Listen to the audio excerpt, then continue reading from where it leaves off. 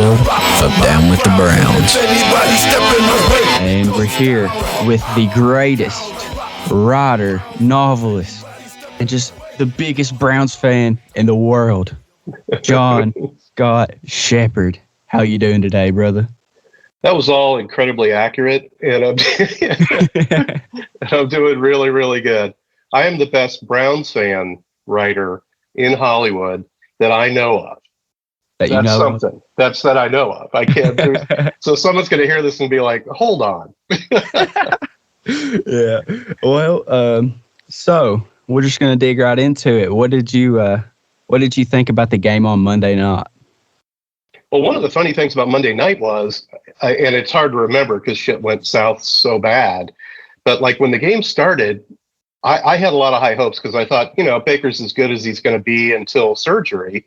And he's had a couple games when swelling was down and the leg injuries were gone where he looked pretty good, against the Bengals and Chargers. And I thought we might see that kind of game. And he came out and completed his first pass. Then he had a couple drops and a batted down. And I thought, that went south real fast, but he looks dialed in. And the rhythm that they've had such a hard time getting to, I thought, they might have it. And that was it. It was literally, you could see the next time out, I could see the ball coming off his hand funny, which is when he's not planning right. There's no doubt that it wasn't just the lower body injuries that affect his footwork. It's also the upper body, because he's trying to get torque that he can't get. He's not comfortable with the way he's flipping his shoulder. So he's really trying to twist his lower body. Like there was a screenshot of his plant foot dug twisted sideways into the ground the game before. He's all jacked up. I mean, there's just, it seems to get worse and worse once it goes bad. Yeah, and I think one thing you started to see toward the end of the season was he tried to be this man. He's like, I'm Baker Mayfield. I'm the greatest quarterback this city's ever seen. He started putting his ego, and then you started seeing him force stuff. His decision making started just kind of going west. And yeah, my feeling is it's a hard job to do, and it's like acting or anything else. It's like you got to get really amped up, and you got to have almost unrealistic belief in yourself. Like you can do things that people shouldn't be able to do, especially a guy like Baker who's a normal sized human being playing against super huge dudes and stuff, and crazy fast and 45-inch verticals. And he's kind of a normal dude who happens to have a really good right arm. I'm sure he does kind of Jones on that, show the world, I'm going to do something special on national TV. I'm going to come out. It's going to be the Bake Show. I'm sure he does. And I'm sure when stuff starts going south and that goes off the rails, it hurts even worse because of how bad he wanted it. And I felt bad for him. I mean, I could tell he wasn't right. I could tell it's a very undynamic receiving group right now. So I could tell that wasn't right. And obviously the vaunted fantastic offensive line of the Cleveland Browns isn't there.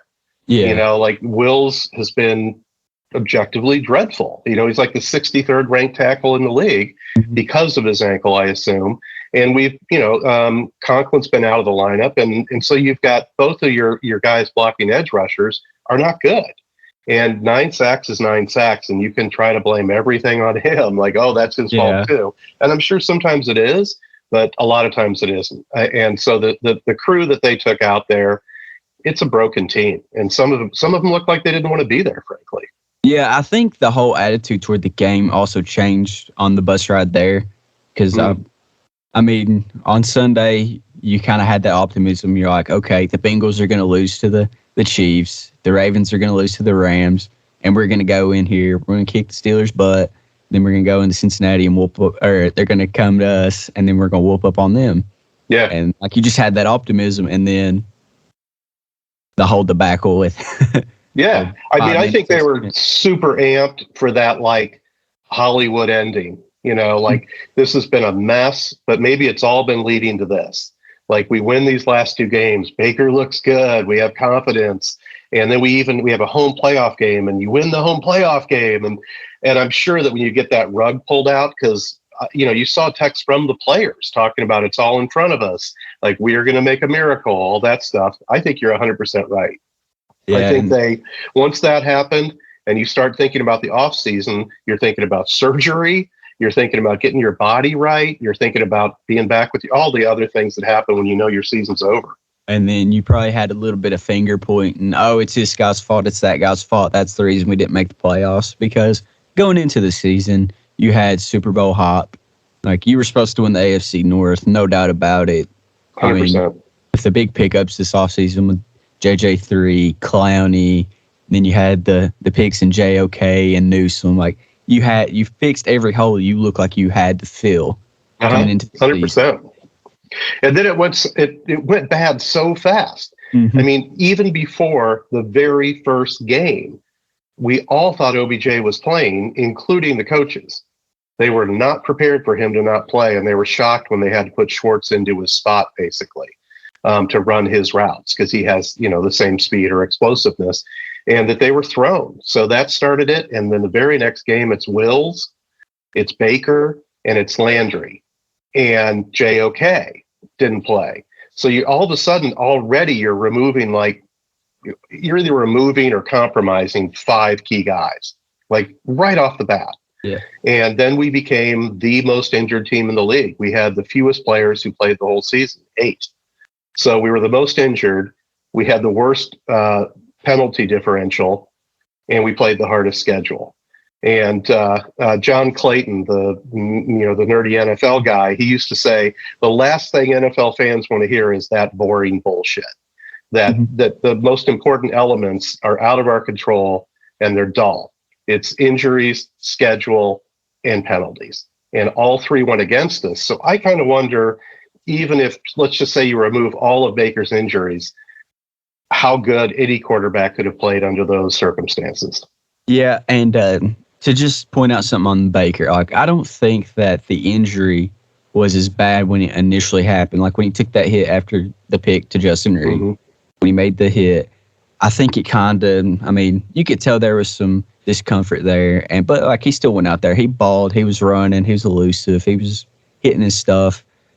I don't think it really hurt him till the big sack or the big hit by J.J. Watt. Yep. That's when you could tell it. You're like, oh God, the season's over. And then since that Cardinals game, after that hit, it just started going downhill. And yep. That's when they should have sat him. Yeah, when he landed and the shoulder he landed face first. I know what you're talking about. And his shoulder went back. It was really, I felt like I could feel it. And I guess it retore. And that's when the fracture happened. Mm-hmm. So then now you've got, a fractured humerus, you've got a fully torn labrum, and it's one of the most painful injuries there is. Yeah. So you can shoot him up, but then you're strapping his left arm to him, and he's a whip thrower is what he calls himself. And I just don't think it was realistic. And man, once you added the heel and the knee and the groin, then he couldn't do anything. I just didn't. And it's I believe it's the team's job. I know how players are. I don't know if you played, I'm sure like a lot of us played football, and you always want to keep your job, and you always want to go out there, and you always think you can play until it's real bad. So I really hold the team very responsible. You've got to put a dart in the guy and put him in a closet and lock the door. And then he looks good. He looks like the tough guy to his teammates who tried, and he looked very happy on the sideline of the one game they kept him out of. He wasn't being a dick. He was trying to be helpful. He had his headset on, and he was working with Case Keenum. He didn't look like a pissed off guy to me. Yeah, but it's just looking at the offense since that's happened. It's regressed so much, and a lot of people, like even myself, I've caught myself. Oh, this guy stinks, and then you kind of take the humanity out of it. You're like, there's no reason he should be playing this bad, yada yada yada, and then yeah. I get it. In the heat of the game, you're not thinking about that. You're just like, you want to win. Like, even play better. Yeah, you're like, I don't care that your arm's falling off. I want you to throw 450 and 5 touchdowns. It's just, that's the thing I even struggle with. But it's hard to handle, I guess, just with everything that's happened. Being a Browns fan every year. Before 100%. Baker. And this was, we just went through it in 2019, where we went in with we got OBJ, there's all this great stuff's happening. and it's going to be amazing. And I went to that opener where the Titans blew us out.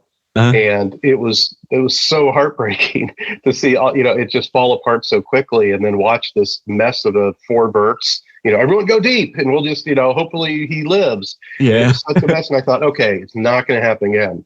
We have such great leadership. They're going to keep the team on track all the time, and it happened again, and it happened pretty fast. And I know what you're saying. Like, you just want it to stop. Just like, are we cursed? And and like it sure feels like we're cursed, but at some point we'll get it right sometime. But just moving on from that point, so what do you feel that needs to happen to get the offense clicking again going into the 2022 season? Like two things most importantly. One is we have to get way better quarterback play for sure.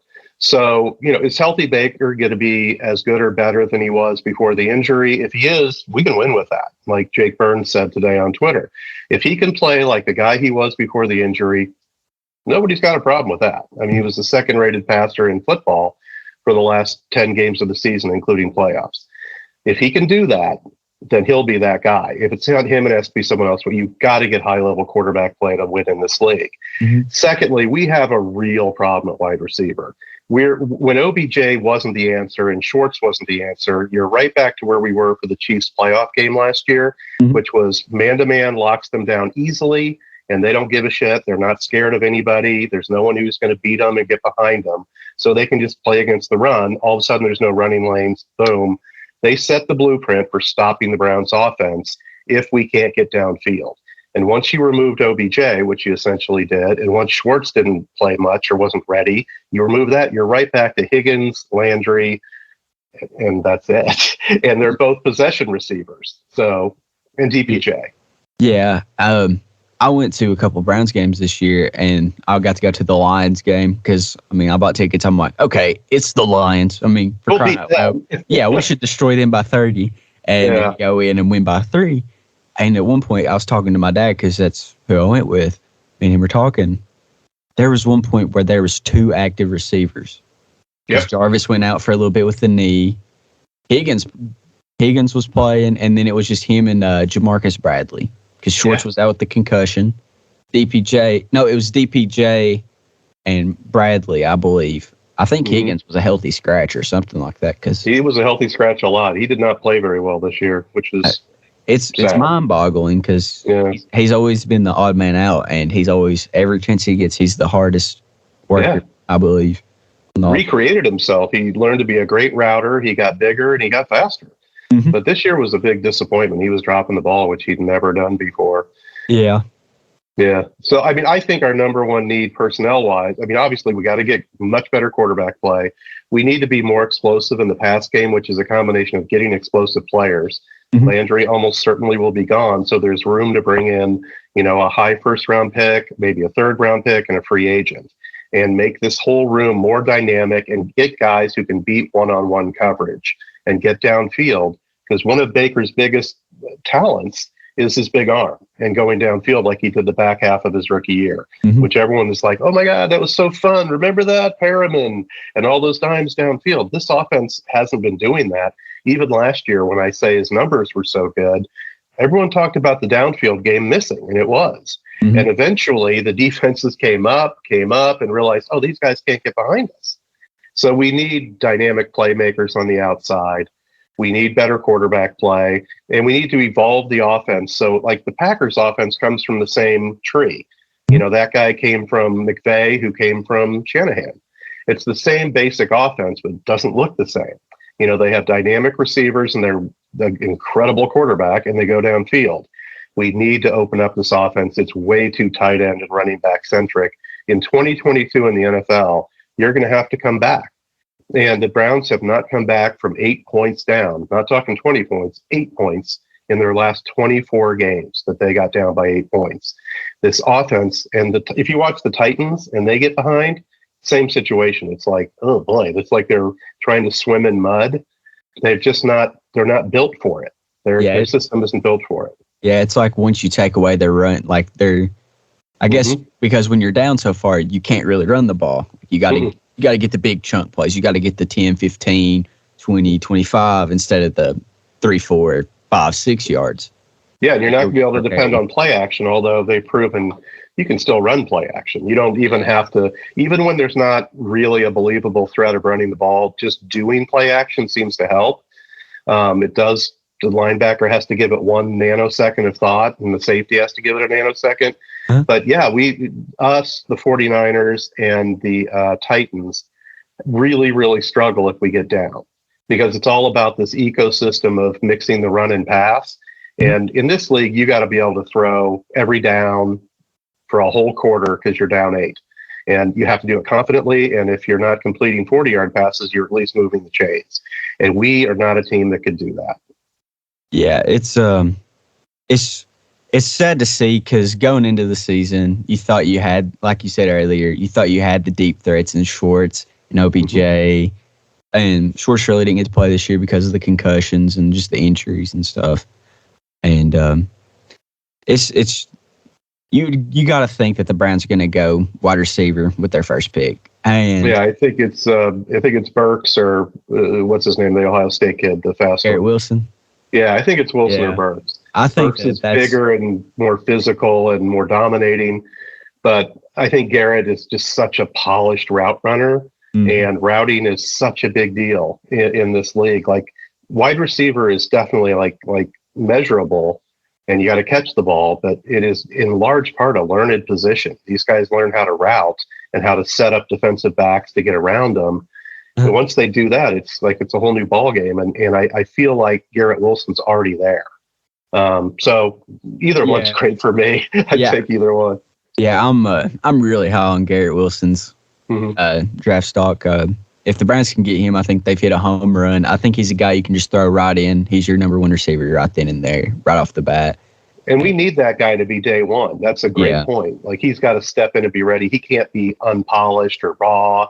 He's got to be ready, like the Alabama receivers, to just walk in and play. Yeah. And Ohio State plays a pro-style offense, and they're being coached by Brian Hartline in the receiver room. These guys are ready. They're ready to walk in and play tomorrow. Yeah, we're really needing that, like how the Bengals had with Jamar Chase this year.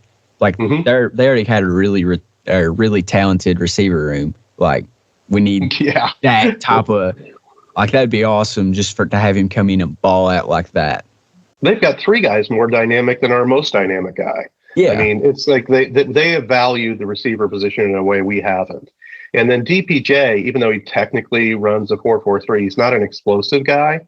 It's weird to say because the explosion is often measured by vertical, and he's got a 44.5. Yeah. But I mean, that's great. He's physical. He can jump. And when he gets up to speed, he can run. But he's not very quick or explosive in and out of his cuts. He'll be great opposite Garrett Wilson because he's physical and he likes to play bully ball. And they miscast him, because they had to have someone play the X and try to get behind people. So it became him, and he was miscast. Like the one deep ball 2 weeks ago that was right over his shoulder, he couldn't track and he couldn't catch. He's better in front of him and then take the ball and be a bully. Yeah, and it's just, I think that once we get that number 1 receiver, and I think that we'll also sign somebody. I've said this in a few group chats I'm in, and I've said this a few times on Twitter, that I'm really high on DJ Chark. That's a great idea. Big possession guy. And if you get DJ Chark, and then you have Garrett Wilson along with DPJ, Schwartz, and whoever else you decide to bring in, and I think that'll open the field because you'll have the big guy that's 6'5", who can just go up with anybody. He's built kind of like a tight end. Yeah. And you've got the fast, speedy, and Schwartz and Wilson. They're both fast, yeah. And then DPJ is, he should be ready to be a high volume type of receiver like we had in Landry, but Landry's lost a step, and Landry's never been good outside of the slot, and he's really bad against man-to-man. He's a zone buster, and we don't play 3 receivers enough for him to get to play out of the slot. We tend to put 2 receivers out and put a tight end in the slot and play a big slot. So it's like he was signed before we got into this offense, and then he was miscast. And he does not fit. Unless we're going to scrap the whole offense, he doesn't make any sense at all. Yeah. So, I mean, really, if you look at teams like Kansas City and you have two primary targets. Oftentimes they're a tight end. They've got Kelsey and Tyreek, and you have other role players, and you want them to be good. But if the Browns could have Njoku and Wilson, for instance, as the guys they're going to count on game after game, and then the DPJs and the other guys are, they kind of and they balance that out. And Kareem Hunt, you add in other pieces, but you're going to do your volume to like Njoku and Garrett Wilson, I think. Yeah, I think that Njoku's going to take that next step next year. I sure hope they give him a lot more looks. Oh yeah, I don't think Austin Hooper's going to be on the team next year. That's just me personally. I think. Well, your lips to God's ears. I think that the cap hit that he's going to have next year is not something the Browns want on that payroll. Plus, the production that he's had over the last 2 years. I don't know how you move him though. Who's gonna trade for him with his price tag? I don't know. He looks like nothing. He looks like he can't block and he can't catch. I think you could sell him on the year that they had with Atlanta. You can still be like, hey, this guy can still do that for you. And then, he's still caught a lot of touchdowns for us. Maybe his contract, because 3 years have passed, maybe it's kind of come down. Maybe it's not as high as it was. Yeah. Maybe Atlanta would like to have him back. I don't know. But he's bad now. He will not catch the ball. Yeah. And that was his thing, is I may not be very exciting, but I always catch the ball. I'll find the soft spot. Feels like as soon as it gets near him, he just starts to fall. And I think that's where a lot of as soon as it comes anywhere near him, he just starts to fall. Like he's scared to get hit almost. Also, he's scared to get hit. And also when a guy isn't catching the ball, they try to catch it with their entire being. They try to wrap their entire body around the ball, so they go down with the ball. Kevin Johnson, his last year for Cleveland back in the early 2000s, I used to say he could turn a 5-yard pass into a 5-yard gain faster than anyone I'd ever seen, because he was making business decisions left and right. He took everything to the ground, and he looked like he was trying to catch it with his whole body. He just was done, and he was toast. He never played again. Well, yeah. Talking about the receivers and talking about the tight ends. How about the position that throws them the ball? Yeah. So go ahead. Go ahead. If it's not Baker, and honestly, I think it's so complicated to try to get out from under a $19 million contract for a guy who's having shoulder surgery. Yeah. It's just not a deal most GMs want to go make. And even if they're fans, and we know Sean Payton loves him, always has. I imagine Houston would be interested. He's from Austin. There are probably in fact, the fan people of the Texans were tweeting about him today. Would you like to see Baker back in the Houston area? I think there'll be some interest, except it's not really viable. I don't think there's too many GMs that are going to go trade for an injured quarterback on an almost $20 million deal. And if you can't move him, you're not going to put him together with another expensive quarterback that's $50 million or more. And they're just not going to do it. So it requires moving him. And if there were some kind of special deal on Cousins, but his deal's $45 million, so no way we're taking that on. Mm-hmm. Apparently it's a dead cap money. It's not even get outable. They'd have to come up with some renegotiation that allows you to do a quarterback flip. They both know those offenses, same offense. You flip them and think that, a different address is going to make them feel better, or maybe there's just too much water under the bridge, and they're on a 1-year deal. So, and then you're looking at a 2023 great quarterback draft, or, like CJ Stroud draft. And then you're thinking, okay, well, we'll give it a 1-year run on Baker in Minnesota and Cousins in Cleveland. We'll see how it looks for halfway through. If it's not good, we know we're going to draft our guy. Yeah, I believe that too. I've been very skeptical on him on Twitter and stuff, but I believe that contract's kind of going to be hard to get out of as well. And there's been a few teams that seem interested, as you said. I think that if the Browns just want to move on, if something's happened in the locker room that's just not came out to the public yet, that if bridges are being burned as we speak, we don't know that stuff that's happening in the locker room. So if that has happened, and we do have to move on from Baker, there's no saving the relationship. Baker Mayfield is no longer living in First Energy. It's done. No more Progressive commercials. The quarterback I hope the Browns try to get is Derek Carr. Well, that'd be great. I think he'd be perfect. He's proven. Before the knee injury, he's for sure going to win that MVP. Like, dead set, it was his. The Raiders looked like they were going to win the Super Bowl that year. And to come back and him still play above average to great football since then every year, it's been phenomenal to watch. And then everything that's happened this year with Gruden getting let go, the Henry Ruggs situation, and that's not fun for him out there. So he may win out. He seems to love being a Raider. He said, "I'd retire if they traded me." That's one of his quotes. And also, like, he became so clearly the face of the team last year and carried them through, the Gruden issues and everything. I'm stunned that franchise would let him get away. He is I love Derek Carr. I think he's a great quarterback.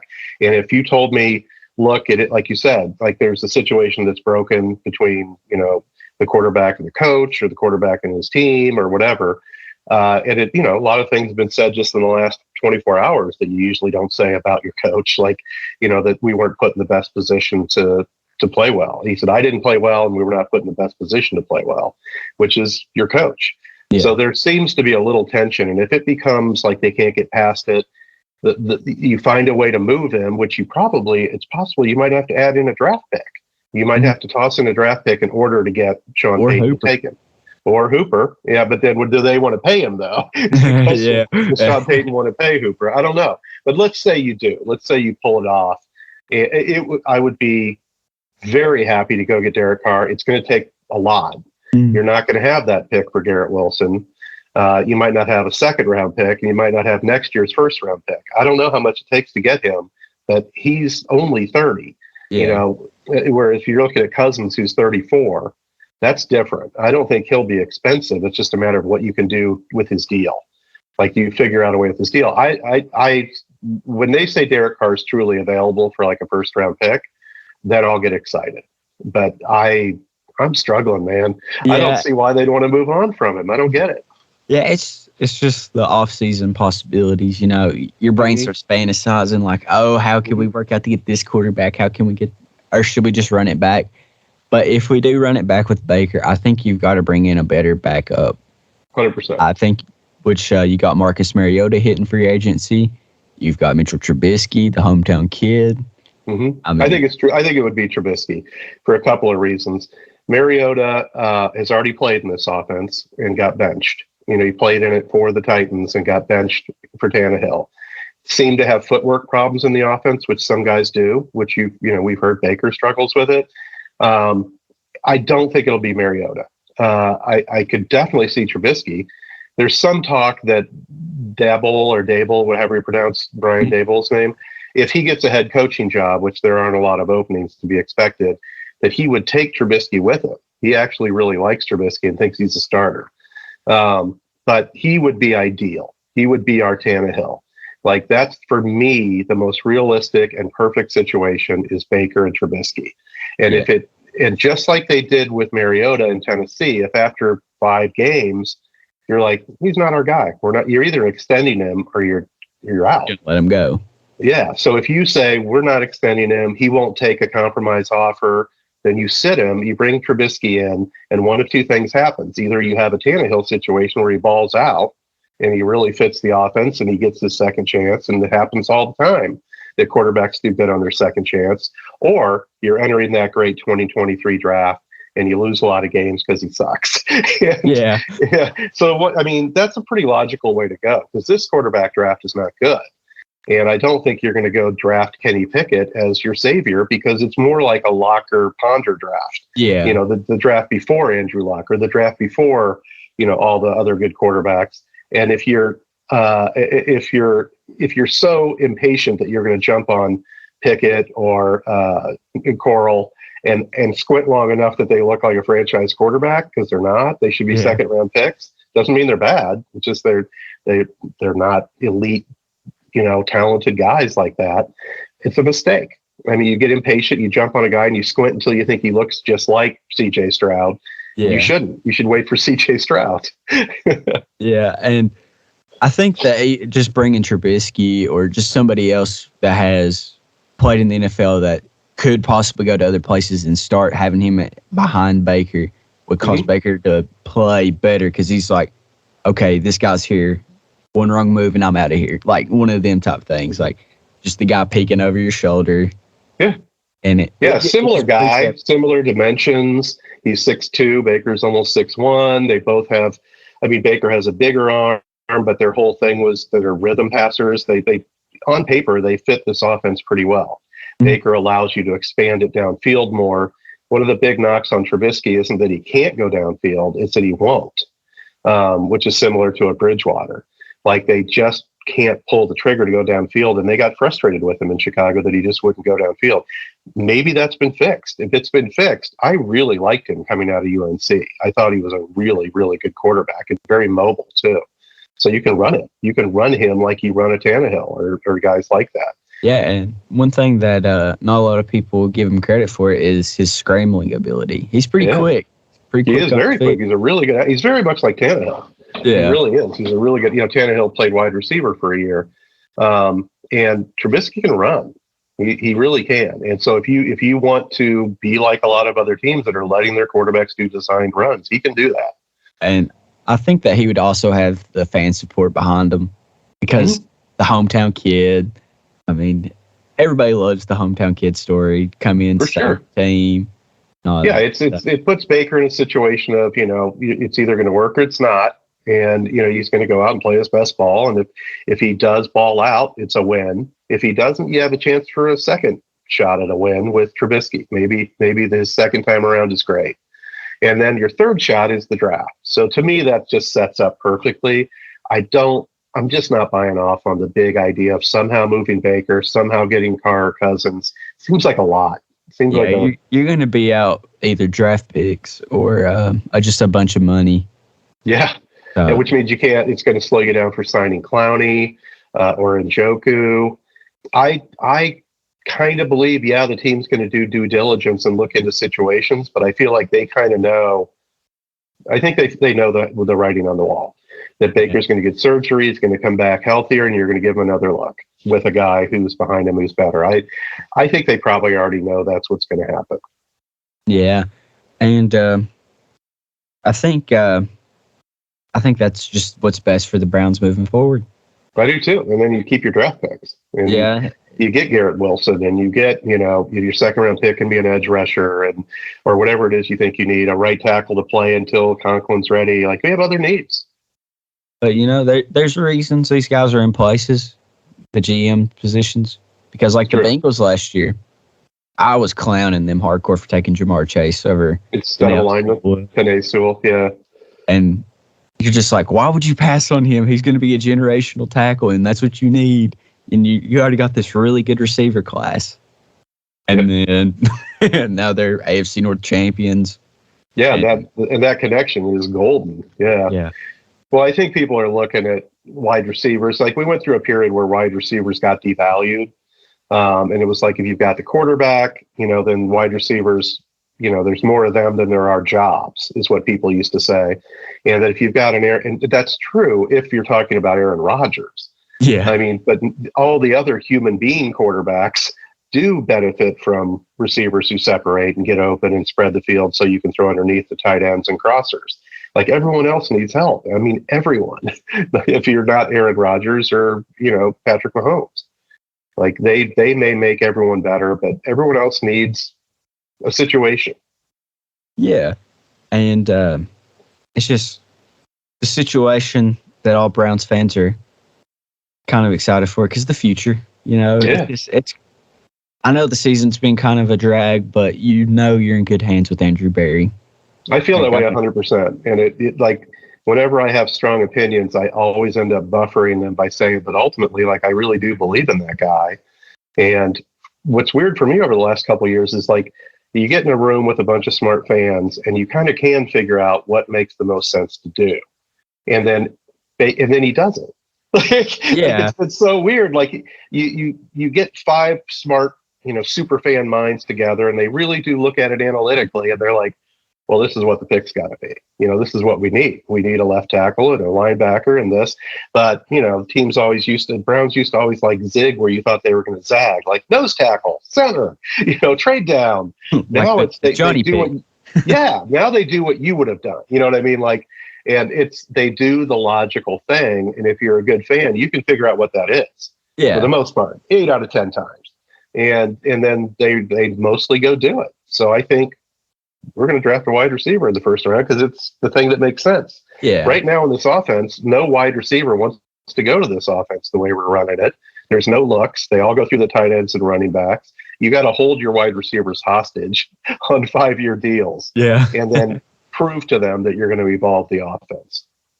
Yeah, you either have to do that or just overpay. Yep, like really overpay to get a receiver here. But yeah, I think that's kind of covered our just our season this year. For sure. I got some interesting questions though. Okay. You've been a Browns fan for a pretty long time. You've watched them probably for quite a while. And who is one player from the past?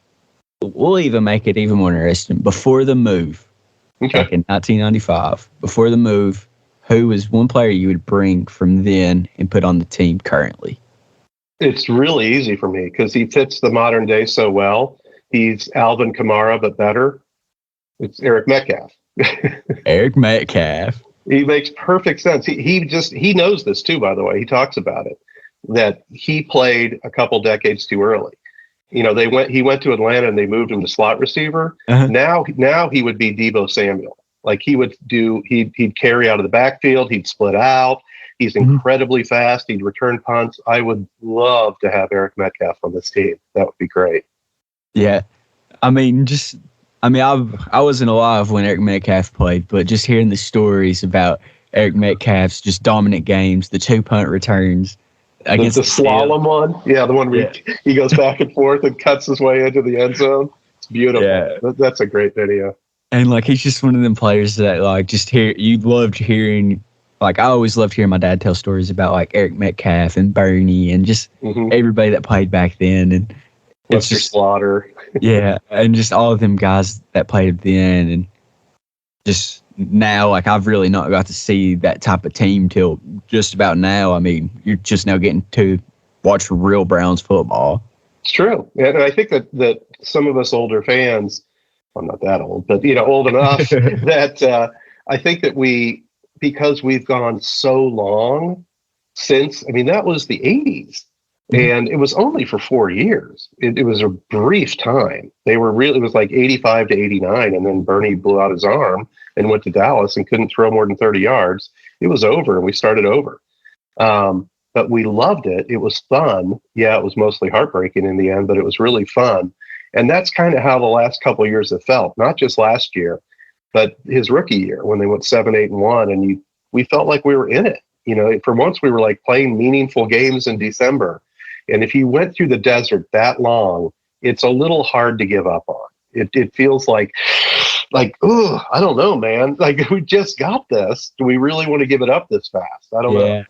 And me being the young fan I am, I just want to see I want to see a playoff like run, like get to the AFC Championship because I've not got to see that, and it's just frustrating. Like I've hauled off and just said stuff about Baker. Like in the heat of the moment, like, get him out of here, all this. But, like, I wanted him in the draft. Like, I was like, the Browns got to get Baker. I didn't think I was all in, I didn't know we'd get him at 1. I thought he was going to get him at 4. I was kind of on the Saquon train, not going to lie. I was kind of like, draft Saquon 1, get Baker at 4, let's ride. Like, and I'll actually tell you this story. I was actually on my senior trip when we were drafting. And I have my phone. I have all my buddies there around me. And I'm like, turn off your phones. I want to know who we pick. I want to watch it for myself. And me and my buddies talked about this the whole way because I live here in Kentucky, or right near Kentucky. And we went to Orlando for it. And all the way there, I'm like, I hope the Browns take Baker. I think the Browns are going to take Baker and all this. And we get down there, and I'm sitting there, and then the waitress walks up to us. She goes, and I have my Browns gear, of course, and she goes, "Oh, so you're a Browns fan, huh?" And I'm like, "Yeah." She goes, "Oh, yeah, they just took Baker Mayfield," and I'm on that 15-second delay, and I'm like, "Are you serious? Did you just tell me that?" And then I'm like, "We got Baker. We got it." And I was just so hyped, and I was super hyped because I thought it was such an untraditional pick because of his height, and that he wouldn't go first. I just thought, like, in the end they're going to go Josh Allen, which I hated, which now looks great. But at the time I was like, that guy can't hit the broadside of a barn. He seems a little dim to me.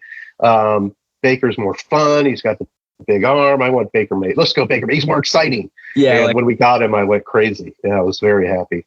I mean, like, before we got him his senior year, I mean, the Heisman campaign, and I mean, you just had him against Kansas grabbing his crotch and balling out, like, downfield passing, big. I loved it. And I literally, that was the only draft where I said, I want Baker Mayfield, Denzel Ward, and Nick Chubb all over the place. I got receipts. It's all over my board.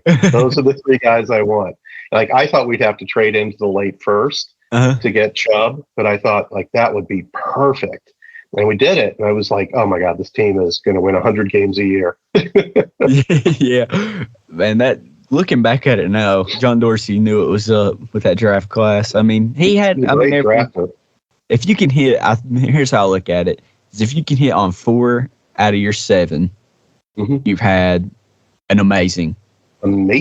That's a great draft. Yeah, if you get 3, you're still pretty good. Yeah, like that's not bad. I mean, you're supposed to hit on your first 2. Like, those guys should be on your team for the next 4 to 5 years or longer, just balling out for you. And then hit one more at least. I know the difference makers are as far as GMs is like, what do you do in 4 through 6? Do you get a guy every year in that stretch who sticks? Just even one of the 3, but every year, a developmental guy, an offensive lineman, somebody who plays in his second year and really steps up. I mean, Dorsey's an incredible drafter. It's everything else, I guess, that causes people problems. Yeah, I think he's got an ego problem from what I get. A little asshole on him. Yeah, I think he's hard to work with, and he doesn't see anyone else's opinion as being too valid. And he's really bad with the cap and everything. Someone said, just let the guy draft. Just let him walk in the room and, like, throw the whiskey bottle over his shoulder and let him pick. Let him make the picks. And that's one thing I like about Barry, though. It seems to me like he's hit at least one of those 4 through 6. Like, I mean, he got DPJ in 2020's draft, and then in 2021 he got Demetric Felton. Yeah, I love Felton. I think both of them are going to be great players for us moving forward. Yeah. And I think he picks for now and later, which is the smartest kind of drafting. Like, you have some picks that you're gonna count on, but you put guys in the pipeline. Like, I really think Hudson, I know he's struggled so far, but I mean, he's there because he's got the clay that Callahan can work with to make him into a viable tackle. Yeah, and Callahan has history of doing that, so I believe in that pick.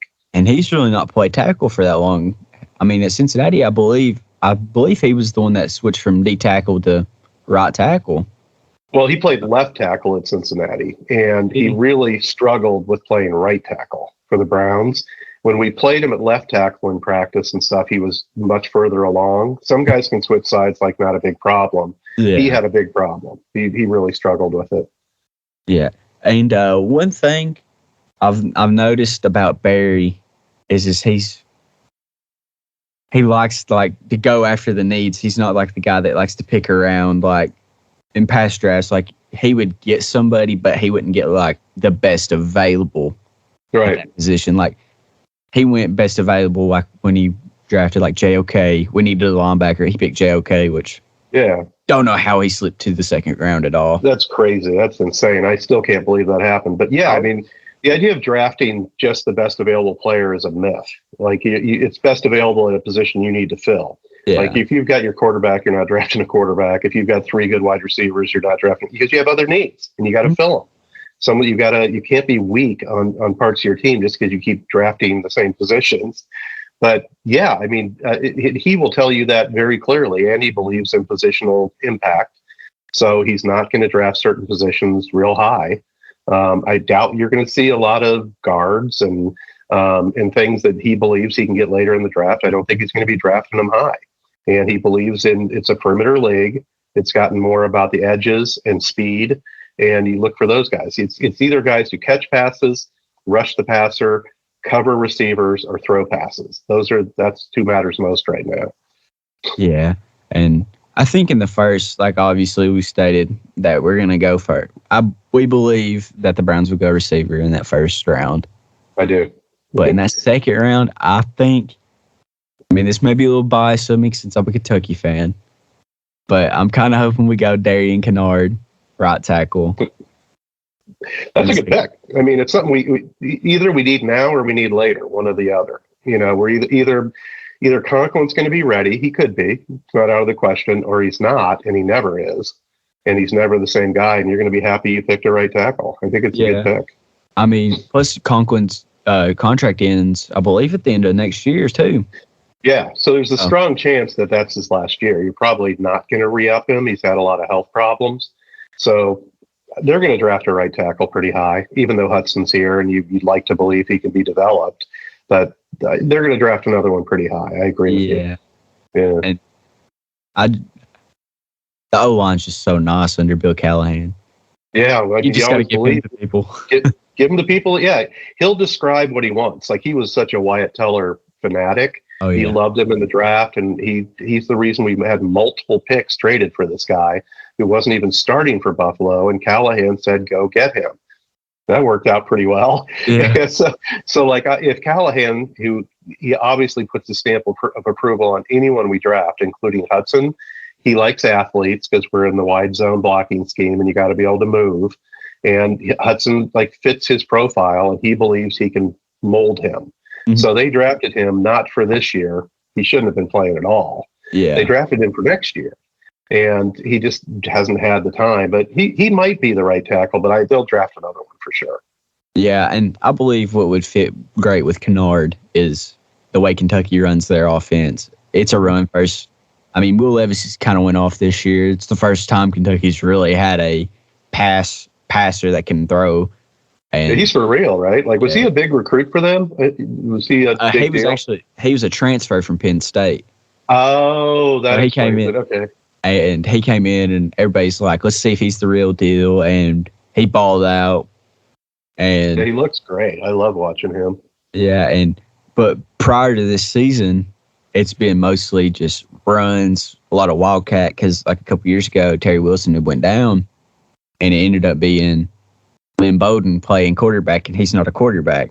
Mm. So there's a lot of wildcat getting ran, a lot of sweeps. So you had to have agile linemen.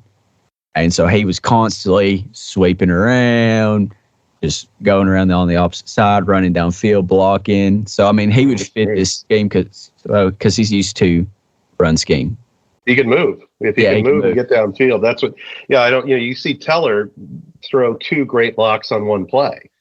You know, he gets his guy, then he gets to the second level and annihilates some poor linebacker, puts him on his back because he's so athletic. He casually makes two blocks of play, and that's like you've got to be able to move at every line position when you're playing for Callahan. Yeah, and I know this is kind of a bad time to segue, but I gotta get your answer on this. Who is your favorite Brown of all time? Your favorite Brown of all time? Well, I guess it's Bernie Kosar because that was a fun time. He wanted to be in Cleveland. Uh-huh. I had a signed football from him, and it was just a really good time to be a Browns fan. It was really fun, and he was. There was a song about him, Bernie, and it was fun. So I guess I'd go with Bernie Kosar. Yeah, that seems to be a very popular answer. I would think so. Yeah, everybody loves the quarterback, and Bernie he's arguably one of the best in Browns history. I say the other guy I would say, because his family lives here and I see him and his son all the time, is Clay Matthews.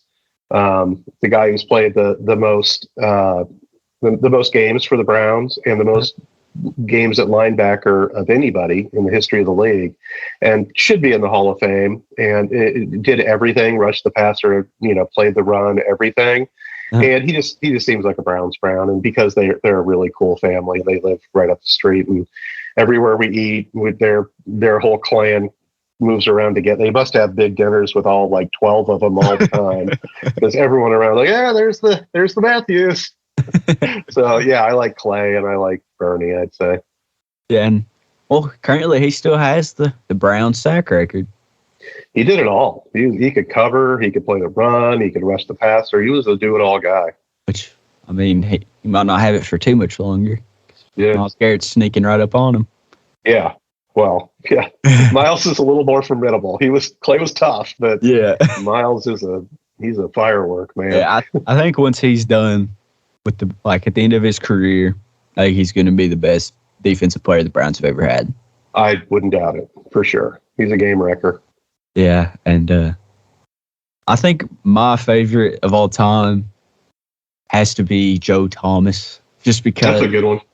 Just because in all the dark years we've had since I've watched the Browns, he was the constant, the good. I mean, he broke the record most consecutive snaps played ever. It was 10,940. A lot of them. A lot of them. It was a lot, and it was always fun watching Joe. It's he wasn't the most fascinating tackle, but nobody was getting by him. The blind side was always perfect. He's a great athlete for a left tackle, and he had the best kick I've ever seen. He was amazing at kicking back. He's so quick, and a great guy, and a fantastic guy. And it's been really fun to watch his, post-playing career as he moves into being more of a personality, and he's doing really good at it. So I wonder if he'll take over in the radio booth this year. I know he does national stuff too, but I'd be curious to see if he does analysis during the week and then maybe moves into the radio booth for the Browns. Would be great training for him calling games. Mm-hmm. Yeah, I didn't even think about that. Yeah, there's an opening. Yeah, I kind of figured Bernie would try to take that. I'd love that too. I mean, he's a smart guy, and he's sober. So yeah, yeah. Well, man, I really appreciate you hopping on here with me. It's been real fun. I don't even feel sure has. 10 minutes, but that was great. Yeah, no, it was an hour. Yeah, we were having too much fun. Yeah, that was great, man. I really enjoyed it. Thanks for asking me. Yeah, I'll definitely have to get you back on here for sure. It's been fun. You know where I am. Yes, sir. Well, all right, brother. We'll catch you later. Take care. Bye. All right, take care. I'm down, rock for my Browns, and if anybody step in my way.